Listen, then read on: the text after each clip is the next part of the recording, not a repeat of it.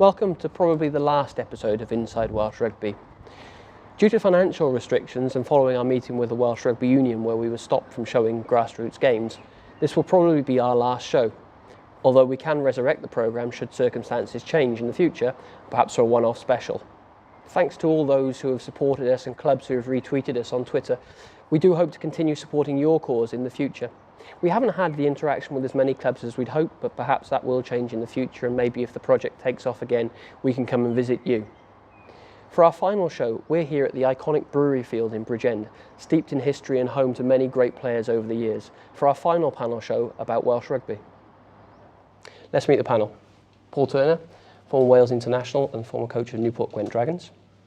Laura Murton, journalist at All Wales Sport. Gareth Davies, former Wales and Lions international, currently CEO of Newport Gwent Dragons. Peter Jackson, 35 years rugby journalist at the Daily Mail, currently writing for the Rugby paper. And Mike Watkins, former Wales hooker and captain. We also asked for a representative from the WRU to join us, but unfortunately they did decline at the 11th hour. We asked for a reply by the 30th of April and we received a written email today saying that they would not be attending. Peter, is that normal that people would reply that late? Well, I'm surprised that they don't sort of join the debate. The union talk about accountability and transparency and, like him or loathe him, David Moffat has got people talking about Welsh rugby and it seems an awful lot of people talk about it and join debates, but not the Welsh Rugby Union. And there are issues in the game which he has helped highlight, and I think that the state of the game at club level, at grassroots level, gives great cause for concern.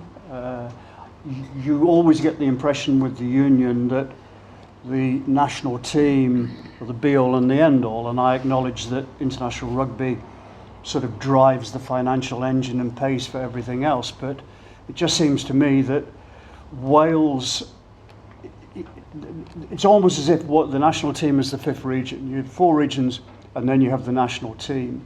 And I think, sadly, there are a lot of people who go to international rugby only, don't watch club rugby, don't watch regional rugby, and I think that's probably one reason why the union cram their fixture list. I mean, they're the only home country who season in, season out play 4 matches in November. Now that's great. You've got the All Blacks and Springboks and the Wallabies, etc. It's not great for the regions because that last international, that last weekend of November, is the week before the back-to-back Heineken Cup ties. And those are the weekends very often where clubs either make it for the last 8 or don't. So if you're the Scarlets, their case this year, they had Claremont home and away. They got their players back after a 6-week break on the Monday before they go into their matches. So well, perhaps we could ask Gareth, how does that hurt the regions, not having the players for that extra period of time over the autumn? Yeah, I think it's an acceptance, obviously, that there's an agreed player release. I think that fourth international that Peter refers to does affect the regions, obviously, in the very example that Peter gave, really, in terms of, well, I probably don't even get their players back on the Monday because they normally go through a fitness sort of check on the Monday to be handed back to the regions. So it's normally Tuesday or Wednesday. So, it's 2 or 3 days preparation. So if a national coach wants the players for 2 weeks or more before a game, then how does he expect, or how does the union expect regions to sort of assemble a meaningful competitive team with sort of 2 or 3 days notice? Mike, you're obviously not currently living in Wales, so you probably get a good perspective from outside the country. We've heard David Pickering say recently he wants to be judged on his record. What do you think his record is?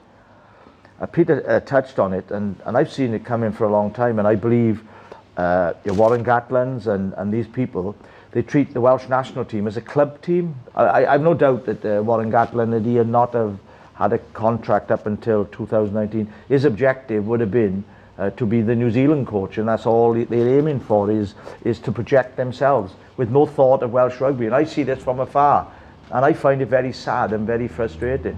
As far as David Pickering goes, I got no thoughts on David Pickering. Whatever he's done, he's failed at in the past, and I think he's got a job with the Welsh Rugby Union. Call it jobs for the boys, call it what you will, but how these people wangle themselves into these positions, I just don't know. It's they must kiss certain parts of people's anatomies and everything to get there. And they seem to get into those positions.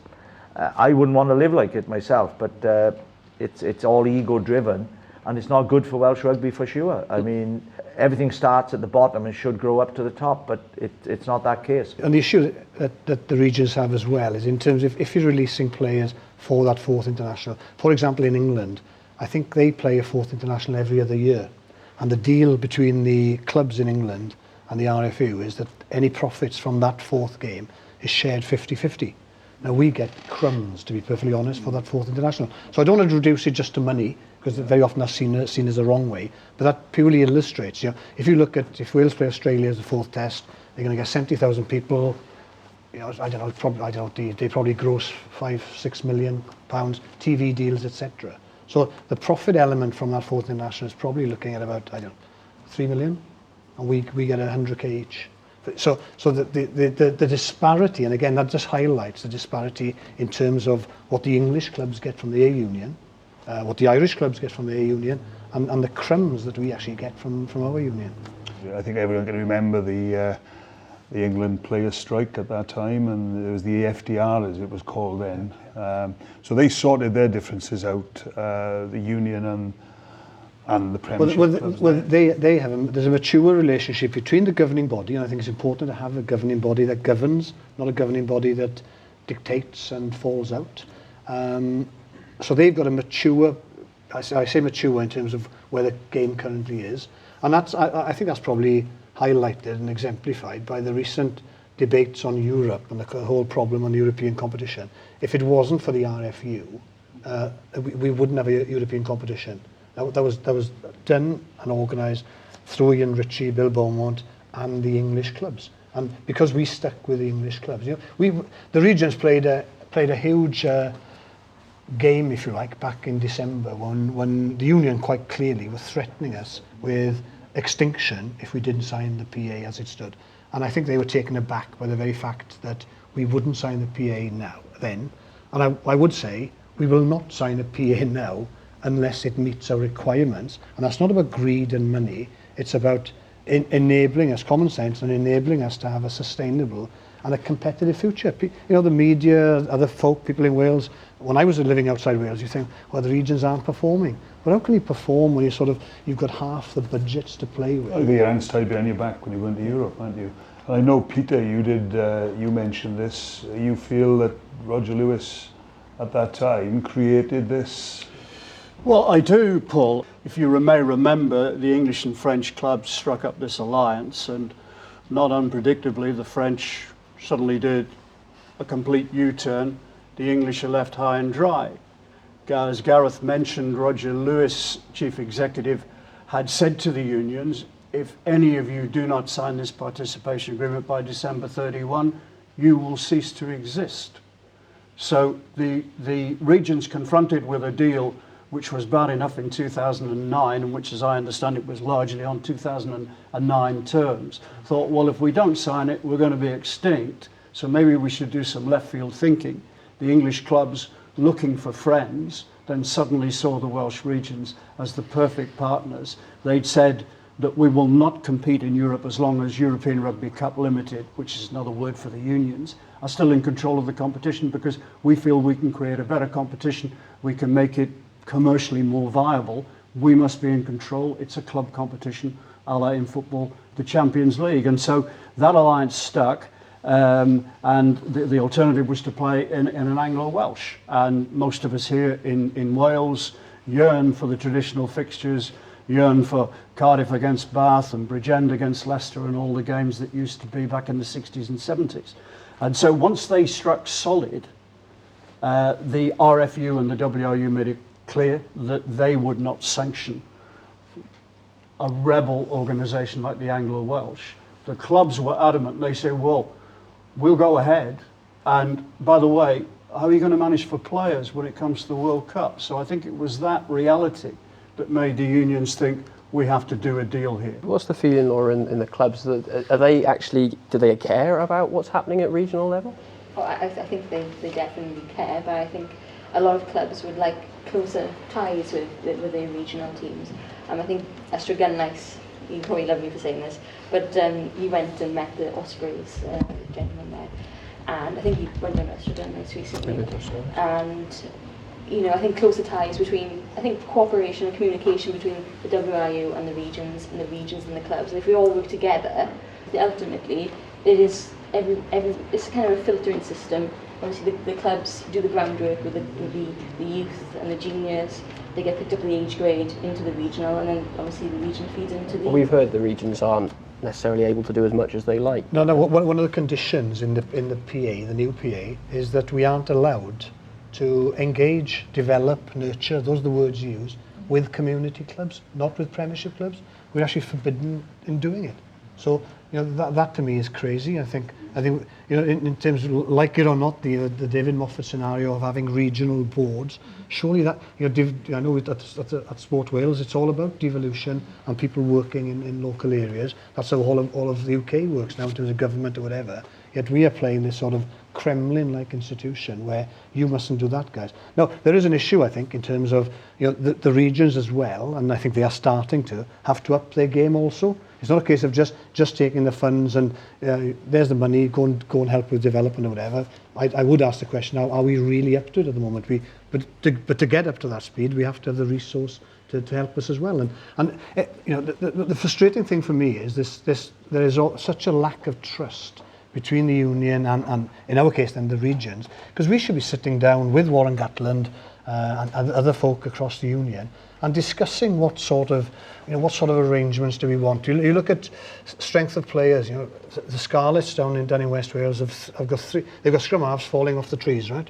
They've got really an abundance of scrum halves. Now, you could look at other regions, perhaps who are a bit short of scrum halves. Now, for the sake of the regions, in terms of sharing talent, but also in terms of the progression of those young kids. That if take the Scarlets, you've got Gareth Davies, who's probably one of the star players in the Rabo this season, and you've got Rodri Williams, who plays for Wales now, and the guys are playing once every 3 weeks. These guys need to play. Now, wouldn't it be better if one of them played, whether it's the Dragons, whether it's the Blues or whatever, just to get some miles under their belt, which I'd have thought would help them. But that can only be done on the basis of a trusting relationship, and in some ways, that's a disappointment for me. In a small country, it should be the easiest thing to do. Wales should be the most effective country in the world at doing that, because 4 regions, was there 50 miles between the 4?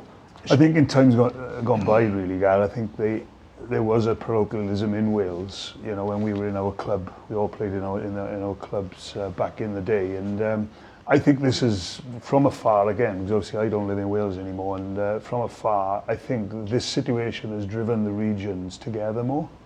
I think, as since I was at the Dragons, it was pretty parochial with the Ospreys and.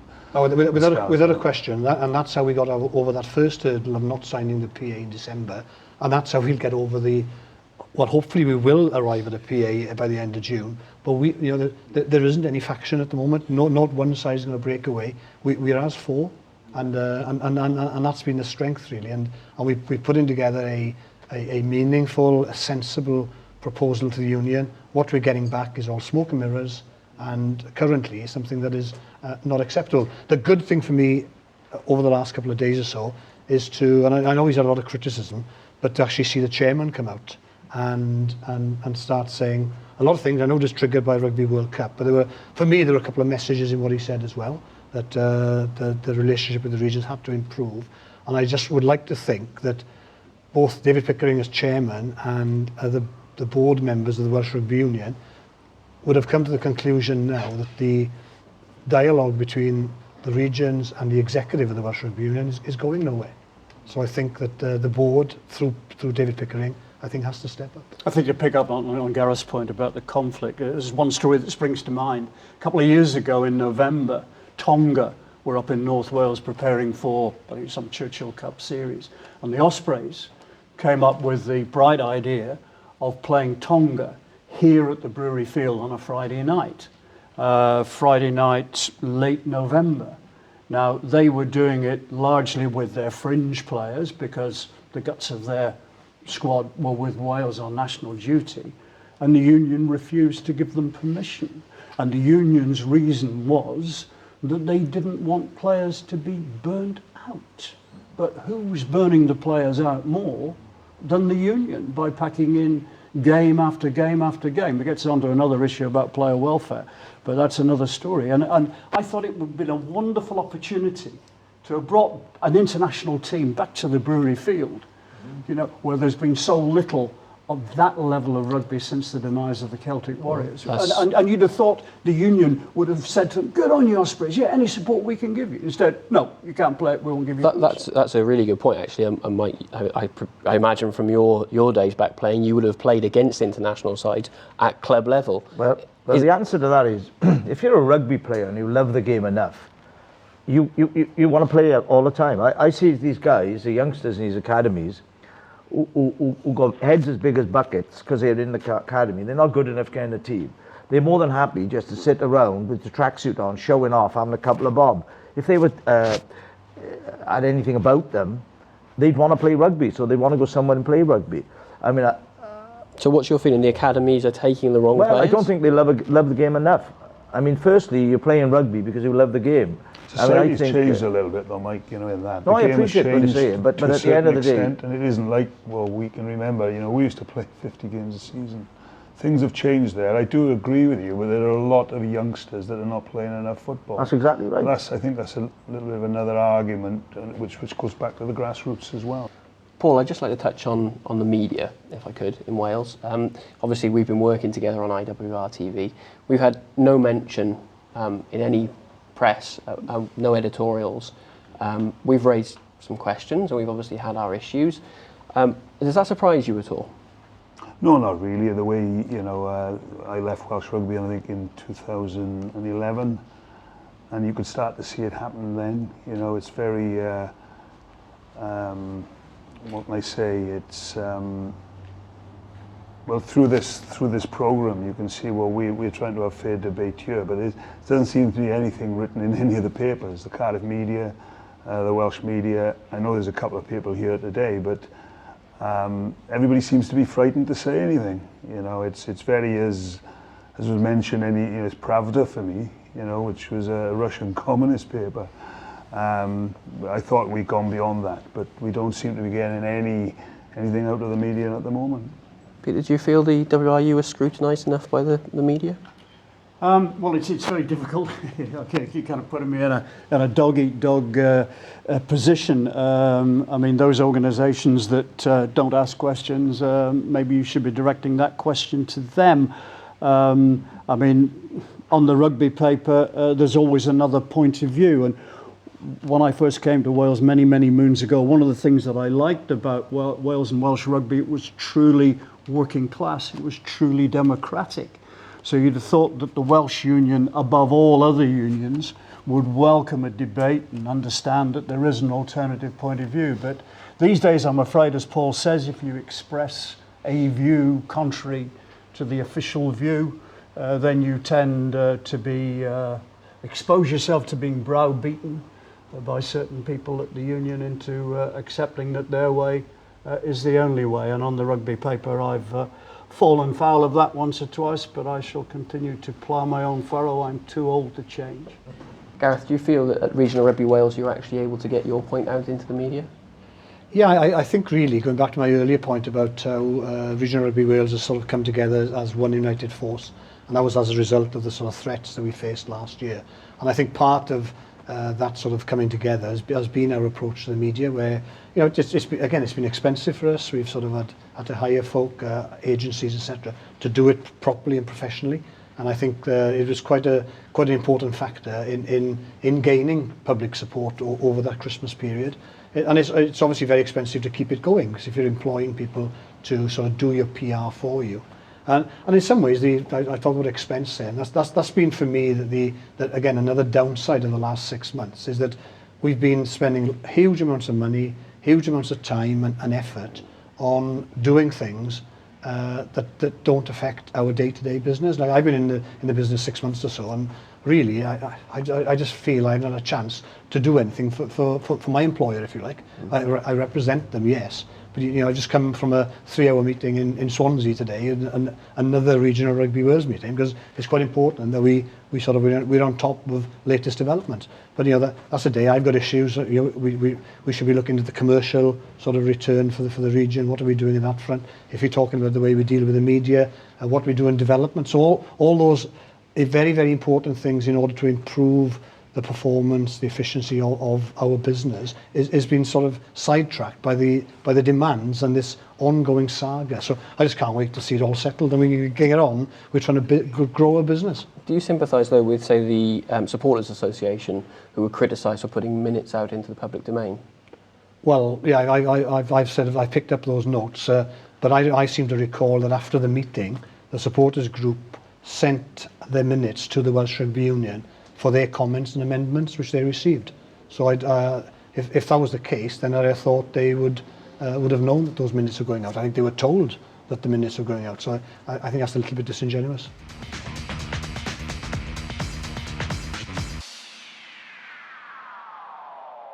Gareth, Judgment Day, how did that go for the Newport Dragons region? We lost the match, so that wasn't a very positive result. But I suppose generally, I think there was a sort of a feeling of disappointment about the whole occasion. But again, not surprising. I think, bearing in mind the sort of environment we're in at the moment. It's been, since I've been back, it's been very frustrating. It's been very negative. It's been very difficult. And look, I don't want to throw mud at sort of marketing campaigns or whatever, but obviously it was a WRU initiative, really, their responsibility to market. As I understand, they overspent on marketing Six Nations, and there was less of a pot for Judgment Day itself. We as 4 regions had to organise our own sort of launch day the week of the event at Cardiff Castle, which we had to pay for ourselves because of a feeling of sort of lack of effort, really, in promoting it all. So again, that's not really meant as a criticism. It's just that's exactly where we were, and I just think, again, it's symptomatic of the relationship, if you like. And we in order for us to move on, it's not a case of just being in a position where we sign a new PA or whatever. We've got to be in a position where we feel trusting of the union. The union has to feel trusting of the regions. It's not going to happen by click of a couple of thumbs and here's a new contract, guys, and there's lots of money. We have to work. Once that's done, that's the first hurdle. After that, we really have to start working together from building relationships. Otherwise, this is going to perpetuate, and in 2 or 3 years' time, we'll have the same arguments again.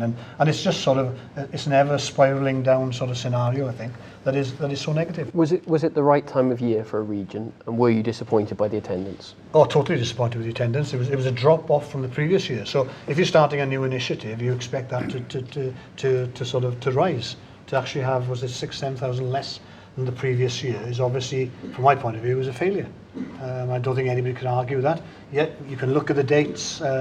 Easter Sunday, there's a lot of sort of competing family issues, etc. So, but again, it's difficult within the rugby calendar after Six Nations. You've got the European games, etc. So, again, it's easy to criticise. You have to look at free dates, but hopefully it's a lesson learned. It's a lesson learned, between the regions and the union. But again, I come back to the point: unless we can have a sort of a positive, vibrant relationship between us, we're going to continually have these arguments. They'll be different arguments, but they will be arguments. Peter, is the attendance in, say, something like Judgment Day, is that the same situation that we see across the board in rugby terms these days? No, it's not.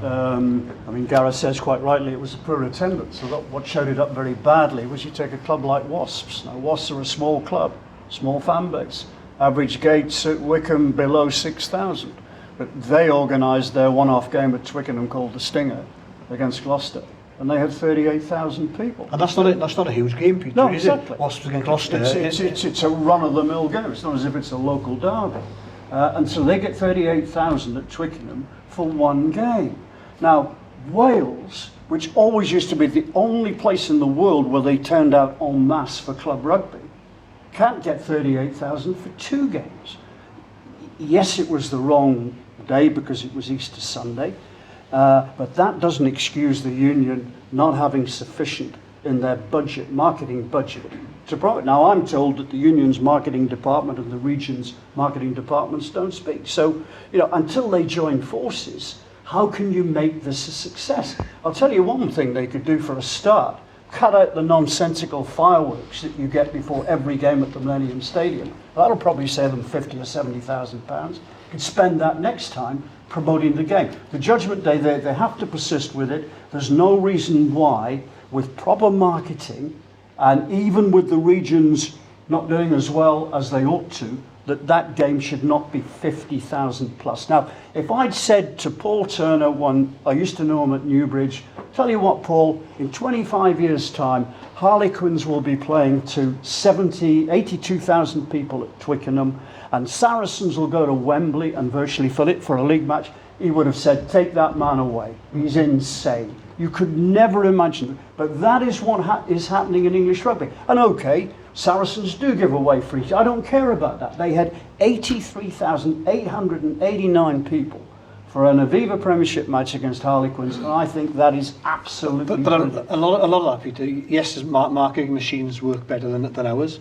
but a lot of that is the positive culture you have surrounding the English game. I'm sorry, back to my point, you have a mature relationship between governing body and clubs. And I think, even if we'd given tickets away for Judgment Day, I still suspect people wouldn't have wanted to go because of the sort of the downward spiral that exists in Welsh Rugby at the moment. Absolutely. And I mean, there's another factor too, particularly here at international level, you've got the price of tickets.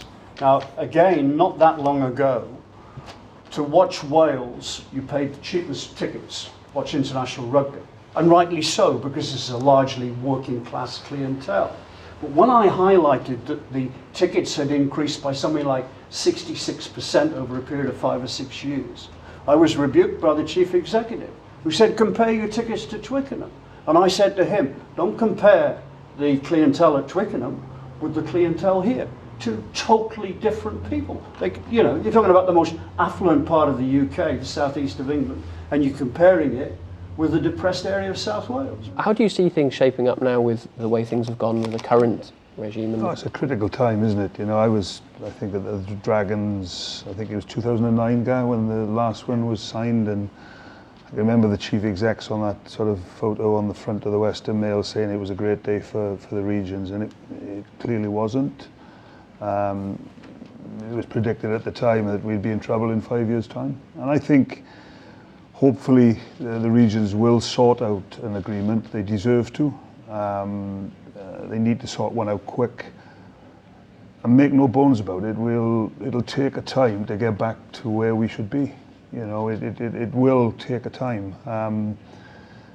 And it's got to be more balanced. It cannot. We were always going to, after the last one was signed, start to get more success with the national team because the coach had the players for longer periods. But we've got to where we are now, and one needs to be sorted out good and proper, and it needs to be more balanced. Well, how can I get a shot of this bloke who's in charge then? Because I fancy that seems to be the problem, you know what I mean? You know, we ain't going to go nowhere unless we get a shot of him and that Pickering, you know? Well, there's an EGM supposed to be coming up, and there's a man called David Moffat who's doing the rounds at the moment. He's certainly stirring up a few feelings. Peter, have you come across his point of view, and what is your take on what he has to say? Well, as I said, you know, I think he's to be congratulated on sort of initiating a debate at the very least and highlighting problems.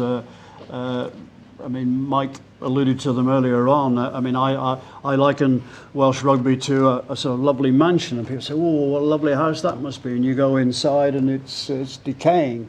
I go back a long time in Welsh Rugby, and I can remember the days when, you know, the merit table clubs, and I know that time can lend enchantment to the memory, but my impressions then were of big crowds that came to matches. I remember coming down here for JPR's first game for Bridgend when he came back from London Welsh. Must have been 6,500 people here, which for a town of this size is stupendous. I feel sorry for what's happened to Bridgend and Pontypridd and Pontypool, but once the game had gone professional, once big money came into it, that was inevitably going to happen. I mean, there are bigger examples in England, Paul. You look at the West Midlands. The West Midlands, with the exception of Worcester, and they've just gone down again, is a wipeout. I mean, Coventry, famous old club. Where are they now? Where are Moseley? you know, and there's a huge, it's England's second city, and yet it doesn't really register on the rugby Richter scale, which is a great shame. So there were always going to be casualties, but you know, I look back at what Wales has achieved at international level, and that's been marvellous. I worry about this season because the two games that mattered, Wales failed to stand up and do themselves justice. And I worry about what may happen at the World Cup in that group with England and Australia. But there's one thing that I think the Union has been very slow to give the regions credit for, and that is the production, the conveyor belt of players.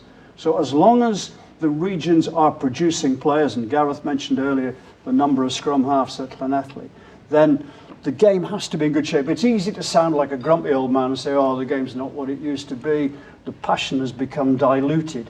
Maybe it has, but Wales, I think, still produces more, or South Wales, produces more players than any other region of the UK. So the Welsh Rugby Union make no bones that they have concentrated their efforts on the international game first and foremost. That's the revenue generating part of the game, so they say, and that's the shop front. That's the bit that people see. Is it damaging the grassroots beyond repair, do you feel? Well, I think a priority of having a successful national team is right. I don't have any difficulty with that at all. It's really then what your strategy is further down, and that's one thing that's not clear, I think. And I know regional rugby predating my arrival, I'd actually tried to ascertain from the union what is the strategy for regional rugby, what is the strategy for further down than that, and I think that is unclear. I don't think we quite know. I'm not sure if the Welsh Rugby Union really want the regions to be that successful, because with the current funding, I'm sorry to harp on about rugby, we cannot be successful, we cannot be competitive.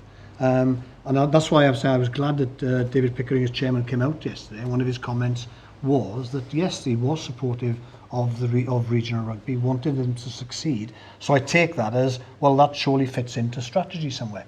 Now, obviously, part of his role, as I see, is to make sure that the union and the regions can come to some agreement. We've got 6 weeks before the end of June, at which time our participation agreement runs out, and effectively, I suppose, we're out of business. And I think unless the union actually accept that and embrace the fact that in its current form, we're not going to be signing a participation agreement.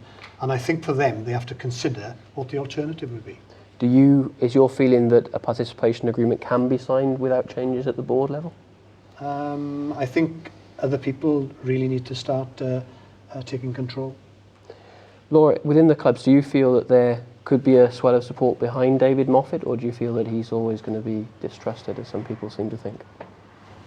I think David Moffat has done quite a good job, sort of, as Peter said, getting the debate going in Welsh Rugby. But my personal belief is, do we really need someone from outside of Wales sort of come back in and like, oh, I got all the answers again? He had his time at the top. He left. Whether you think Roger Lewis and David Pickering are doing a good job, what do you think? I think grassroots sport, or essentially any sort of body, the grassroots has to be the main priority, because that ultimately, at the moment, Welsh Rugby is a top-down system. It needs to be a bottom-up system, because if you don't have the Lee Halfpennies, etc., coming up through go signing, playing juniors, minis, youth, and then going on to sort of age grade at the regions, you're not going to get the pathway of players coming through and producing. We're not going to have a national Welsh side that's going to function. I think Laura's right. And I think you mentioned earlier on, and I heard it, saying credit to these regions for producing a conveyor belt of players to ensure a successful national team. And Laura is right. It's we only get those players once they've actually been ingrained with natural ability, or developed their natural ability. So it is down to the Gossainans and the Tumbles of this world, if you like. They're the ones who actually focus early on those players, being attracted to the game and starting to sort of develop their skills. Now, and that's the serious end of it. The regions, yes, hopefully we take on that sort of natural ability and develop them into professional players. But the identification is at that bottom of a pyramid that seems to me to be getting less and less broad. I think to back up Gareth's point, it seems to me that the Welsh Rugby's philosophy is sort of top down. It should be bottom up, surely. And I would hope that they don't make the same mistake that English cricket made, where you make central contracts and the national team the be all and the end all, and the county game withers because you don't see the star players, or you see them very seldom playing county cricket. Just one thing about the WRU. The WRU is the governing body. Their job is to govern. Their job is not to be involved in an endless dispute with the 4 regions, because you'd say, well, hang on, ultimately you have to negotiate your way out of that, and you have to give some impression that you want your top professional sides to be flying the flag for Wales, and that by that it means winning the Pro 12 and going beyond that and actually winning European trophies. But I don't see any, perhaps I'm blind, I see no evidence of that. I mean, I want to talk about central contracts in a minute, Peter, but Mike, what's your feeling at club level? I mean, we hear stories regularly of kids being turned to football, clubs running out of money, going out of business, not being able to run junior sides. How can we get the kids back out playing the game again? Well, again, I live overseas, as I said, right? I'm involved in rugby in schools in Bangkok, in Harrow, and overseas kids, and they're mad for it. I wouldn't know what's going on in Wales. I've left here quite a while ago. I mean, I was just thinking about perhaps I better go for that Pickering's job, I was thinking, and perhaps, Madge, do you fancy that job, the second? But I just think it's just ridiculous that you can be dictated to by these people. How can they have so much power that the clubs don't sort of say, look, enough is enough, you know, or are these district representatives who've been there for so many years just feathering their own nest for their little freebie trips and their little bit of tickets and messing about? I mean, it's ridiculous. I mean, because they're the ones who are in control of this guy at the top. You're right what you said about Moffat. I think he's the guy who got the thing, but you're right, it would leave a sour sort of taste. If it was a different person, it was a Welsh guy or someone else, I think there would be, they'd all come out a bit. I think, you know, let's make no bones about it. The clubs at the moment, am I right in saying the clubs are supposed to be running the union? I think they've got a major opportunity now for change. If these clubs, all these grassroots clubs, don't go for an EGM, don't go with this manifesto that David Moffat has put forward, then they deserve everything they get. It's simple as that for me. Big opportunity at this moment in time. We hear in different things that there's a lot of clubs that are out there but are frightened. But unless it takes place, repercussions, I suppose. Repercussions if they follow the Moffat manifesto. But I just think it's a huge opportunity at this moment in time. If they want change, now is the time. Well, they're being blackmailed, where I can see of it. They have loans off the Welsh Rugby Union. The Welsh Rugby Union say, but if they are replaced with the people, this Moffat goes, they'll have a chief executive. It'll still be an organisation that will support the clubs and support them more, I would imagine. So they've got nothing to worry about. I just can't see it. They're then all going to fall down like that, you know what I mean? So I don't see why they would be worried. I just don't get it. I have no problem with David Moffat being, well, he's English by birth, Australian, New Zealand, whatever he is. Sometimes you need a person from the outside to come in and say, look, fellas, you know, this is what you don't see. But I can see the trees for the wood. And this is what I'm suggesting we do.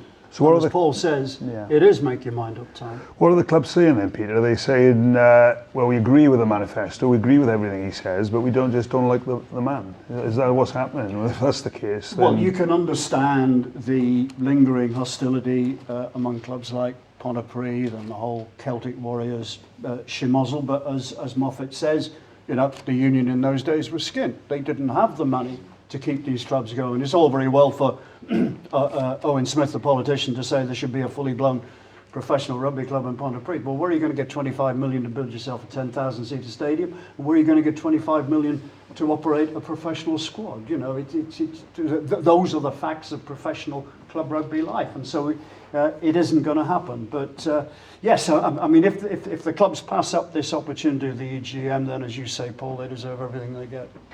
Gareth, what's the region's stance on central contracts? I suppose it's down to the definition of central contracts. There's so many variations on every time we've discussed with you what does a central contract mean. I think the regions do have different views. I think some regions are very strongly opposed to central contracts. Others are more relaxed, if you like. And I think we're sort of probably getting to a position where if it's central contracts, fine, but there has to be clear definition of the obligations to the regions. Because in many ways, look, the guys are centrally contracted anyway, not in terms of operation, but we pay the bill. Because we know now that if a player is sort of, I don't know, is slightly off form, maybe carrying a small injury, then we know that they'll be pulled out. They won't be allowed to play for the region. And in some ways that's fine. That's right. So I don't have a particular fear about it, because I think that to all intents and purposes, in terms of their utilisation, they'd be centrally contracted anyway. Because once you're in that Welsh squad, even in our days, right? You do change. You're probably your main priority is to play for Wales. Not so much a club or region. So I think that will always be the pecking order. Wales will come first for the players. So if they feel that, I'm not saying Warren Gatland does, but if he does sort of put a bit of pressure on, look, you played quite a few games recently, have a break on Saturday, don't go to Connaught to play for the Blues or the Dragons, whatever. So I think that happens anyway. So I think as long as we can, within hopefully a service agreement, that we can say for the Dragons, for example, if we have someone like Toby Falatau, that he plays, he's going to play the European games for us, that he's going to play the local derbies for us, and that he plays a couple of other. Okay, so I think there has to be compromise, but again, you're down to you have to have that trusting relationship where Warren Gatland can sit down with Lynn Jones and with the other regional coaches on a regular basis to talk about players, to talk about how they perform and how they're doing. So it's not a case of oh God, they've pulled that player out again. It should be sort of something that's mutually agreed. There will be times when there won't be agreement. That's the fact of life in any walk. But I think we have to have to go on about that relationship. But unless we have unless we get to that trusting relationship, we don't have a future. It was always sort of my view years ago, when going back to the English system, they got their deals sorted out. And I was playing at that time, and I always had the feeling sort of the Martin Johnsons, the Matt Dawsons, Tim Rodbers, in their clubs, Leicester and Northampton at that time, they played their international football, and then they always knew when they went back to their clubs who was actually paying their wages, and it was their owners. I always had the feeling in my sort of time at the Dragons, and in general Welsh regional rugby, that I don't think the players quite understood that they played international rugby. They didn't quite understand who their owners were and who was paying their wages. And it was a huge sort of frustration for me at that time. And that comes down to really this sort of trust you get with a deal you get with the union. Laura, just before we finish, I mean, this may well be the last IWRTV show that we do. What's been the feedback that you've got from the clubs? How important have they felt that something like this has been? I think you've had the same sort of feedback on Twitter. It's sort of they want their games out there. Like any person who plays sport, they've probably got delusions of grandeur. They want to be on TV like they're heroes. And you guys are trying to give them the coverage that Grassroots deserves. I mean, I know all Wales sport. The website's sort of growing exponentially.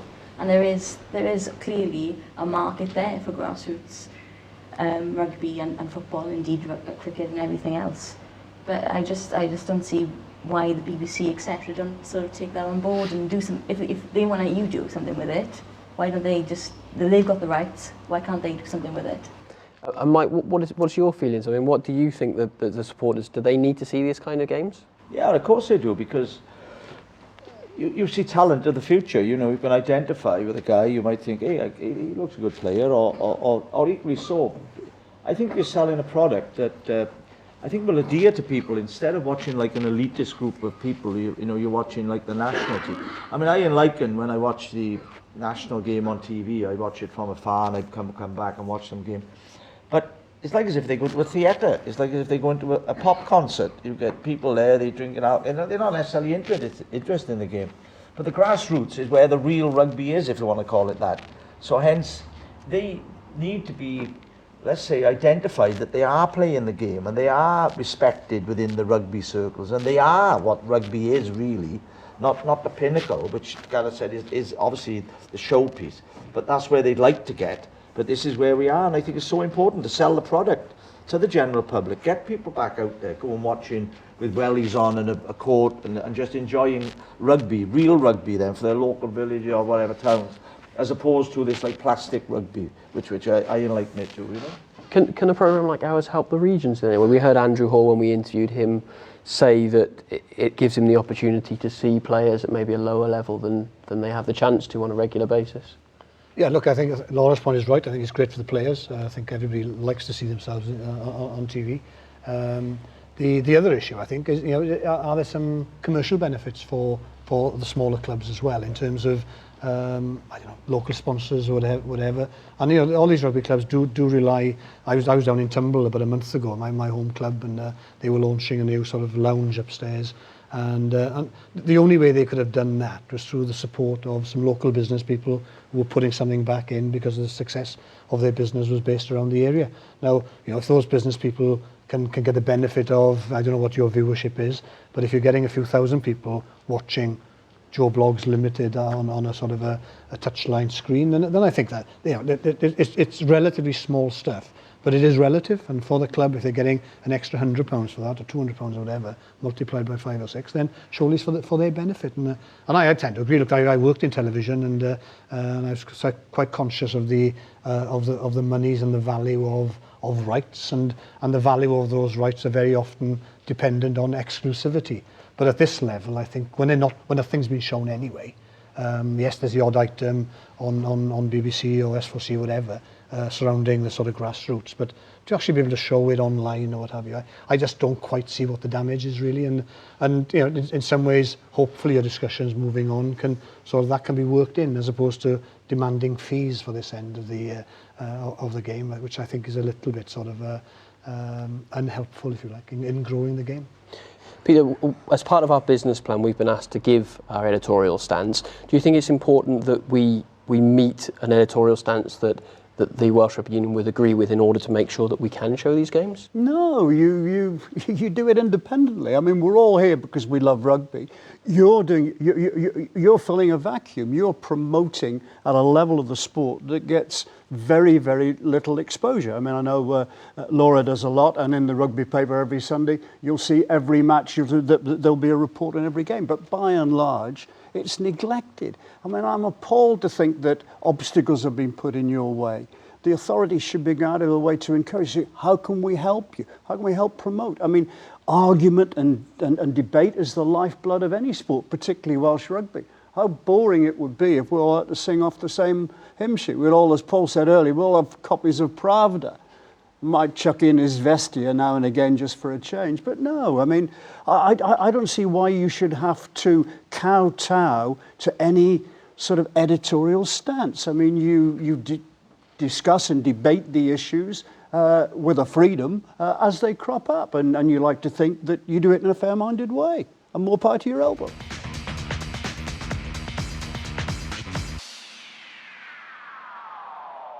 If the clubs don't call for an EGM and David Moffat doesn't get elected, where will this leave Welsh rugby in 5 years? As I said to you guys a couple of weeks ago, I never met David till 2 weeks ago, you know, but he created debate, and that debate wasn't there at the time. We were just laying back and taking everything, I think, and it was going to end in misery. And I think if they don't take this opportunity now, then that's what's going to happen. Laura, what's your thoughts? Not quite so doom and gloom. I think that the debate needs to happen. I think it's good that it is happening. With regards to the EGM question, do we have any? Is it just literally we have Pickering or Moffat? Is that our only options? Who would you like to see throw their hat into the ring? I'm not sure. I'd like to see more debate, more consultation, more cooperation and communication between clubs, regions and the WIU, and I think that if that happens, we could see a more prosperous Wales with rugby, definitely. I don't see it as, oh, if we don't have this now, we're going to, basically, Welsh rugby is going to cease to exist in the form it has. I don't take that view. What are your thoughts? Maybe one distraction in the whole sort of scenario is that it's become personal. What's been lost, perhaps, is the debate. That's what should happen. If there is a lot of unrest, there's unrest from a regional level, there's unrest in the Premiership, there's unrest further down. So that's the disappointing thing, is the eye's been taken off the ball of, it is probably timely to have a debate and to sort of, so that the whole of Welsh rugby, sort of in a holistic sort of way, can be assessed. And we're almost at a watershed. What do we do? How do we move on? But I think it's been slightly sidetracked, if you like, by personalities, and perhaps that's been natural anyway, and that's been inevitable in some ways. But it is an opportunity for the clubs, if they want to take it. If they don't want to take it, so be it. I think I don't think they should sort of continue complaining. Then they just have to get on with it and work with the Welsh Rugby Union as it is. Yeah. I think definitely it's clear the air time, but whatever happens at an EGM, there is still one central issue, in my opinion, that's got to be resolved, and that is the constant conflict between club and international rugby. I mean, my friends who only go and support Wales, I don't care about the regions. And if they see the regions interfering, they're saying, what are they doing to my team? And I tell them, the regions are businesses. You know, you support Manchester United. Imagine going and watch Manchester United and 5 or 6 of their England players are missing because, you know, the FA won't release them. I mean, it's nonsense. And that attitude has been prevalent in club rugby almost since 1995 when the game went open. And I go back to a night in Bordeaux on the eve of the 1998 European Cup final between Brive, the holders, and Bath. And Sir John Hall had bought Newcastle Falcons, set it alongside Newcastle United Football Club. I think he had an ice hockey team up there at the same time. And we're in the bar and one of the RFU Blazers said, well, John, let me ask you this, give you a choice. Would you prefer Newcastle Falcons to win the European Cup or England to win the World Cup? And Hall said, well, that's easy. I want Newcastle Falcons to win the European Cup. And he said, as an Englishman, I'd quite like to see England win the World Cup. And the RFU Blazers said, well, you see, that's where you soccer guys and rugby guys differ. Because with us, it's all about the national team. Well, it's no longer all about the national team. It's about running thriving businesses. You go and tell Leicester and Northampton and Harlequins that it's all about the national team. If it's run properly, as it seems to be in England at the moment, then the two prosper. And that is what should be happening in Wales. And I think it's a crying shame that it isn't happening. Mike? Well, it's quite easy the way I look at it. Yeah, Wales have done well. They've won Grand Slams, and but it's to the cost of everything else. And this guy, this Roger Lewis, I mean, I don't know the bloke. I've never met him. But I got a book coming out now in the next fortnight, and I was asked the question, what would I do to help in Welsh rugby? Well, I would get shot of him. Most definitely, he'd have to go, as would Pickering. I think all they've done is put their CVs and kept their CVs intact. It will say, oh, look, Wales won Grand Slams, we paid off this bill, we done this, oh my God, haven't we done a great job? At what cost? You know, just for their own egos and their own CVs and their own avarice. They're not doing nothing for Welsh rugby. I mean, I agree the national team must be the figure, but you can still have going down and down and down, still good stuff. So I don't think it's ever going to work with this Roger Lewis.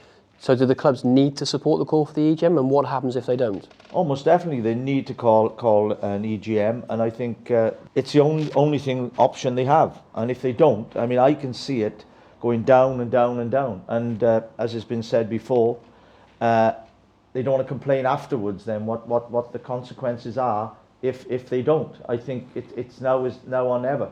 Because every time I keep coming back to this country, Wales, and it saddens me, I see it getting worse and worse and worse. It's just deteriorating, and then people are just getting so despondent, they're giving up. And if you give up, that is the end. And I think it needs rejuvenating, get people in there, as Gareth said earlier, who will work with the regions. It's just common sense to me. You know, the national team is there, the regions are here, we will produce the players, and we'll have a great national team. What's wrong in having harmony? What's wrong in working together?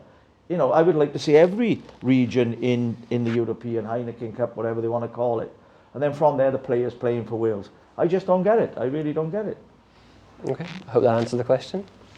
Do you think that the press have failed Welsh Rugby at grassroots level, particularly regarding Judgment Day, that they had an opportunity to market it for the Welsh regions, as Scrum 5 do for the Six Nations, but failed to do so? I don't think we can class Judgment Day this year as a success, bearing in mind we've sort of we went backwards from its inaugural year last year, and that suggests that it's not a success. But again, I think in the current environment, the current sort of atmosphere that sort of surrounds the game, it's not really a surprise, to be perfectly honest. And I think until we get to that position where people are smiling more when you mention Welsh Rugby, because you know, I still live up in Leeds, and I was home last Sunday, and everybody I bumped into was sort of, what on earth is going on down there, you know? And Leeds isn't actually a big rugby town, to be honest, but sort of must have been half a dozen people I bumped into. So, what are you doing down there? You know, national side's doing so well, and the rest of it we just read as a total shambles. And I think, you know, I feel quite embarrassed then, sort of, because I'm actually part of that, and well, I obviously always have been part of that, and always will be. And it's quite sort of it's quite sort of, you know, disturbing really to be classed in that sort of at that sort of level when you know it should be so much better. Mike, I don't know how much you caught of Judgment Day if you were here for that, but what do you think? Between you and I turned the telly off after a while. I mean, you know, the atmosphere wasn't there. You know, it was just, you know, the Dragons put up a good show, but it was just, well, pretty boring, really. You know, the hype sort of made it more of it than what it was. And I'm sorry to say, I look at a lot of the England games. I'm not saying they're not necessarily better, but because they have the huge crowds that creates the atmosphere, there's a buzz, and then it generates everything that goes with it. So playing on these stadiums, I fear for Welsh Rugby. I really do. And people, as Gareth said, I mean, Bangkok isn't a big rugby town for sure, but I got a lot of expats who they are saying to me, Irish guys, New Zealanders, Australian guys, what's happening in Welsh Rugby, Spikey? You know, the national team seem to be doing well, but we keep reading things that there's problems going. Because they always identify with Welsh Rugby in many ways. I know England, rugby was invented in England, but the home of rugby, you know, they look at the Welsh game and the history that goes with it. And the people, yeah, they seem very concerned. And I wouldn't say I'm embarrassed, but I do get annoyed, let's call it that. Do any of you want to add before? Just to answer your question, yes, the press could always do more. Yes, the media could do more. But bear in mind, you know, you're competing for their space against Premier League football and other things that are happening in the world. And just one story to illustrate the problems we have. BBC Radio Wales, in order to give that Judgment Week build-up a big boost, arranged a number of interviews. One of their interviewees was Alan Wynne-Jones, captain of the Ospreys. They said to him, look, we'll do the interview anytime, anywhere that suits you. And the agreement was that he would come in during the week on their programme, do it live, and on the day in question, he phoned up to say that he was sorry he couldn't make it.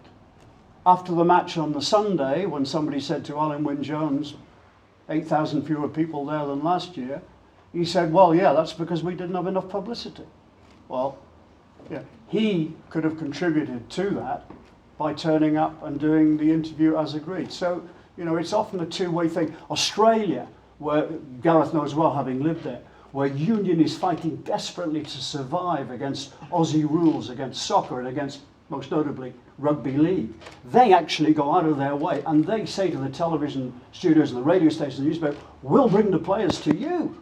You imagine the Welsh Rugby Union doing that? Don't worry, Pete. We'll bring Sam Warburton up to you. Don't worry. It's not a problem.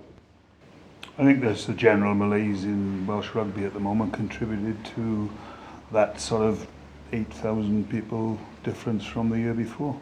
You know, we've been going on for too long with this situation at the moment, and something's got to change.